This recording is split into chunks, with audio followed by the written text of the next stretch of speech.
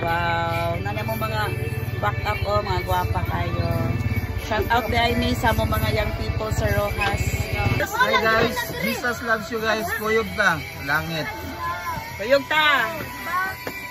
Yes mga mi, nami karon diri sa Pura 4, Barangay Ono, Katipunan kay nagkandak ning street evangelism mga mi and feeding. Kaya let's go!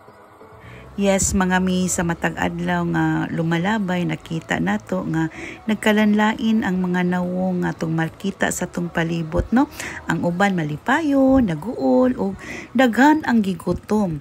Dili lang sa pagkaon kundi sa paglaom usab mga mi. So daghang nangita og kining kahupayan o giya sa ilang mga kasing-kasing.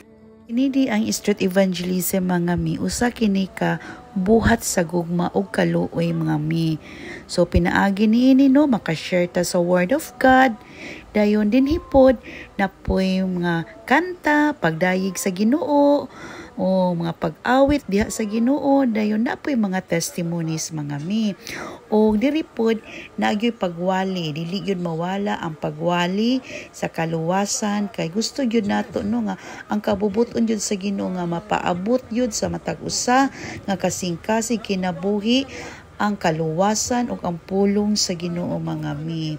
Og diri dapita mga mi, nagtawag na mi sa mga tao mga mino nga mag-forward para ma-prayhan sila. Ug salamat jud nga daghan jud kayong ni response pod sa tawag sa atong pastor mga mi, daghang na-prayhan. Then morning diri dapita mga mi, ang mga young people ni offer sila og kanta no, pasundayag para malingaw pod ang atong mga kaigsuunan nga naglantaw mga mi. O muna siya finale dance mga mi sa atong mga kabatan-unan.